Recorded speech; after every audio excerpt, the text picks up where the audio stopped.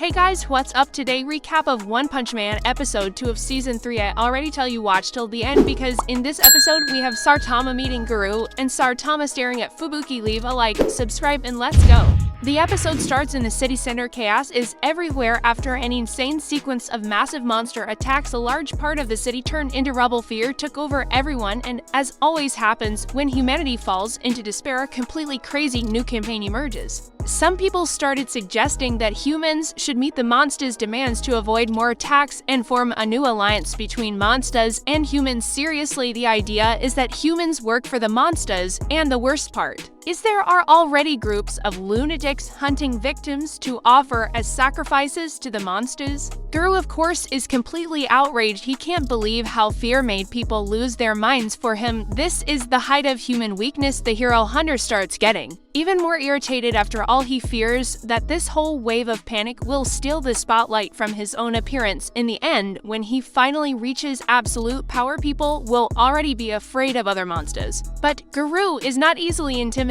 Besides his characteristic coldness, he shows that he fears neither humans nor monsters because his plan is simple: become the true terror not only for humans but also for monsters themselves. But before reaching all that power, he needs to eat. Garou, hungry after his last fight, decides to take a break for a snack. The problem is he's so hungry that meat became a synonym of power for him. He goes into a restaurant and orders meat as if he were a bottomless pit, and of course everyone there is shocked by his absurd appetite. And guess who is also in the same restaurant? Saitama, our favorite bald guy, ate everything until he realizes he forgot his wallet. Yes, the most powerful man in the world is about to get arrested for not being able to pay for a meal to make things worse. He tries to call Geno's, but the cyborg is broken. Then panic starts. What now? Will they arrest me for lunch? But then Fubuki arrives, determined to talk to Saitama about the hero hunter. She believes the bald guy wants to capture Garou to rank up, but Saitama couldn't care less. He just wants to settle the bill, and as a good opportunist, he has a brilliant idea. He orders fries to share with Fubuki just to trick her and make her pay the bill in the end. But in the middle of all this chaos, someone yells that someone ate and ran without paying. Yes, it was Garou. Saitama takes the opportunity, gets up, and says, "I will go after him. I am a hero after all." And of course, he runs out of the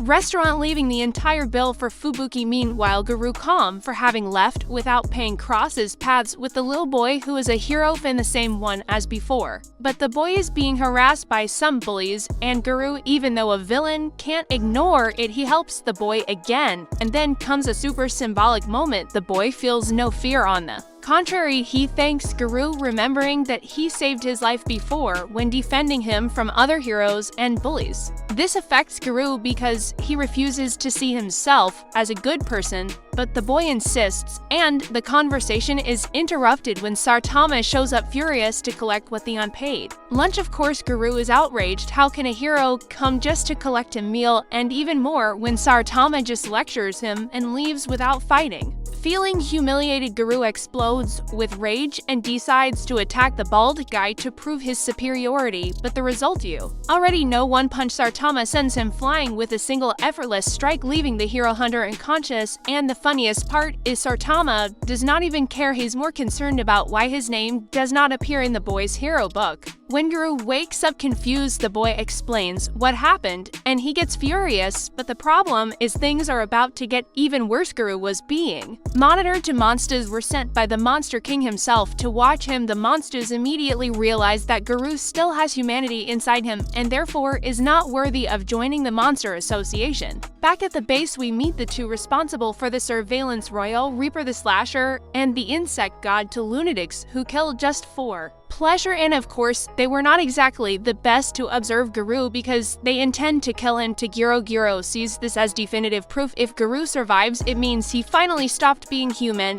and that's what he wants. Interesting detail: Orochi, the Monster King, was also human. He forced himself to abandon everything that made him human, even his body, to become the supreme monster. Therefore, Garou also wants to see if Garou can reach the same fate. Back to the fight, Royal Reaper and Insect God prepare to attack Garou, but first they make a proposal: if you want to prove you are a monster, kill the boy. Garou stays silent and then tells the boy to run. He tells him to be strong, not to fear, because true power comes from facing danger, not running from it. At that moment, Rail Ripper attacks, and what happens? Garou easily repels him. Seeing that the hunter refused the deal, the fight becomes inevitable. A brutal battle begins, and this time only one side will come out alive. And so, the episode ends with Garou facing two extremely powerful monsters, while Goro watches from afar, eager to see if the hero hunter will finally become a true monster. So guys, what did you think of episode 2 of season 3 of One Punch Man? The animation improved a lot, the story is on fire, and Garou is getting crazier and crazier. Do you think he will really lose his humanity and become a complete monster, or is there still hope for him? Leave your opinion in the comments and get ready because the next episode promises to be epic. Thanks, see you in the next video.